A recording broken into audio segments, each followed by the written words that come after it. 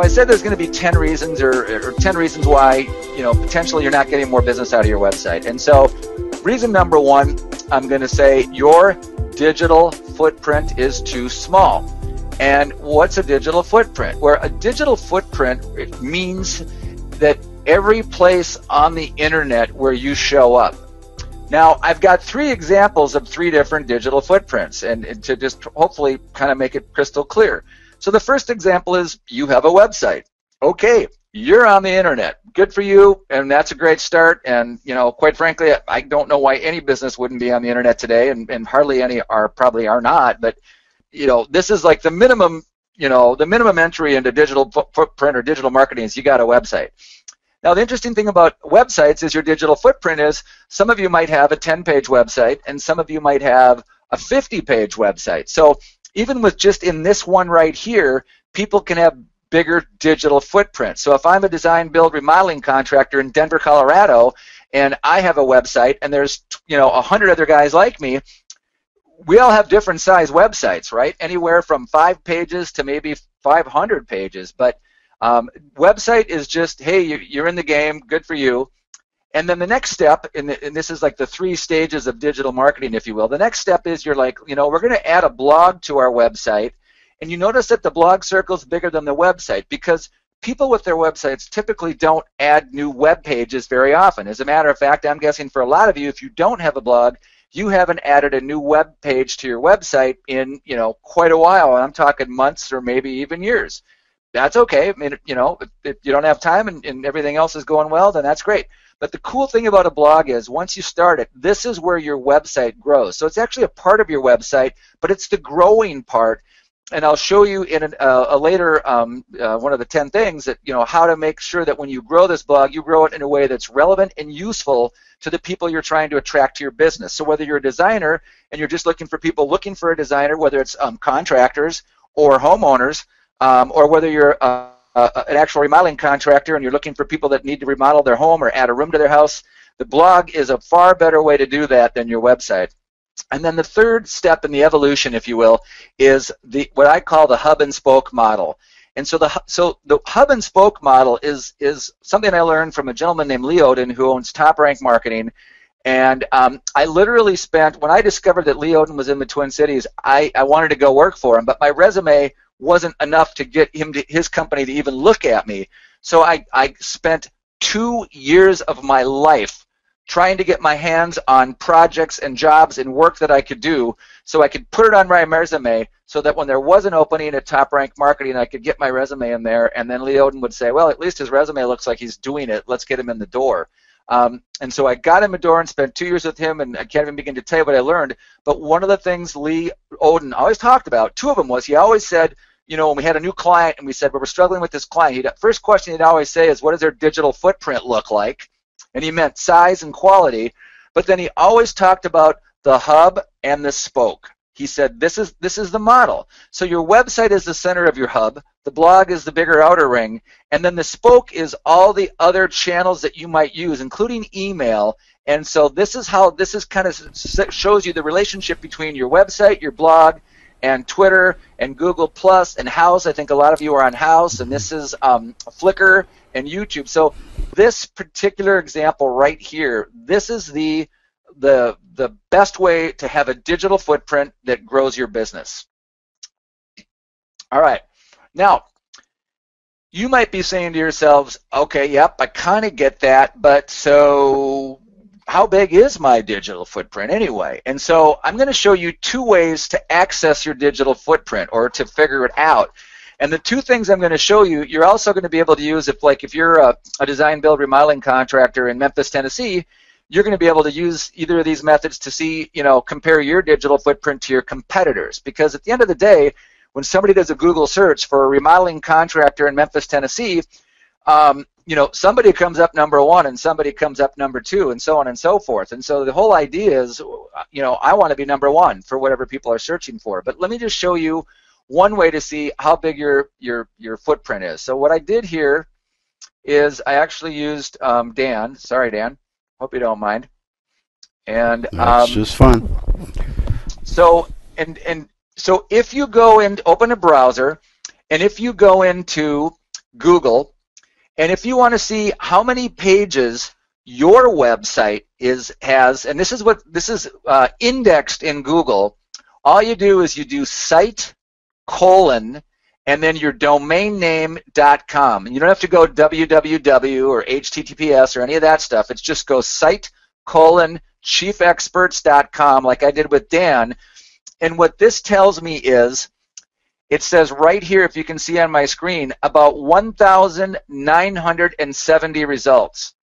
So what this means is Google has identified and indexed 1,970 results for chiefexperts.com. Now, that's a pretty good size footprint for a small business. I mean, it's huge, because I was looking at some digital footprints for some remodeling, design build remodelers, that I know Dan works with, before this call, and I saw some of them that their digital footprint was like 9. The number was 9, single digit 9. And that's, again, neither good nor bad, but at the end of the day, the bigger the number, the bigger your net. And Dan's heard me and just laughs. I always use this analogy of fishing. Imagine if you were fishing in the ocean, and you were fishing and I was fishing. We had 2 boats, and we were fishing in the same area, and we were fishing with nets. And you had a net the size of a volleyball court, and I had a net the size of a soccer field. So who's going to catch more fish? Well, I think the answer is painfully obvious. And so when you look at this and you check your digital footprint, this is really referring to the size of your net in the ocean called the internet. So Dan's got a pretty big net. By the way, just for fun, I know some of you are on House, and I'm just going to show you what House looks like. And you know what? Before I do, I'm going to ask you just in the chat box to just type in how many pages do you think Google has indexed for House. Now, Dan has 1,970. I'm going to push this button in a second, but no cheating, you guys. Yeah, don't cheat. But how many pages do you think Google has indexed for House? And are you getting any feedback, Dan? I got 1. Okay, 1,000,000, 200,000, 2,100, 20,000. All right, well, let me push the button. The suspense is killing me, because I did this earlier today and I about fell out of my chair. 11,500,000 results. Wow. Oh, Steve. 11 million. Yeah, 11 Steve Murphy million. was close, 10 million. Yeah, right. So, this is insane. And so you hear a lot of people in this business talking about House. Well, there's a reason they do, because they get 11,500,000 pages showing up on Google every day.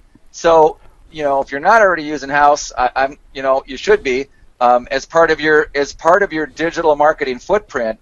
But this is just a difference of what something, And by the way House does this, incidentally, House got to 11,500,000 page results because of people like you who set up their profile and then set up idea books and then set up all the things that we set up. So every time you or somebody else sets something up, that's a new page on House, and that's what's called user-generated content. So House grew to 1 million pages in no time with people like Dan and all of you on this call building out your profiles, adding pictures, adding kitchen design things. So good for them. It's a great thing, but it's good for us to be aware of that so we can leverage House too, right? Now, the other way to look at your digital footprint. So this one, the first one I showed you, is just how much does Google know? How much does Google have you as far as your digital footprint goes? But that's not the whole story, because there's really no social media in here. There's a lot of stuff that isn't in here, right? So the other way to figure out your social footprint is to just go in and do a brand search. So in this case, what I did was, I think this is working. Oh, here we go. I just said, okay, now I'm going to take Chief Experts, Dan's site, and I'm not going to do that site : thing. I'm simply going to put in Chief Experts and just do a search, right? Like And so here's how you can see. So the first thing is his site comes up, which obviously is pretty critical, right?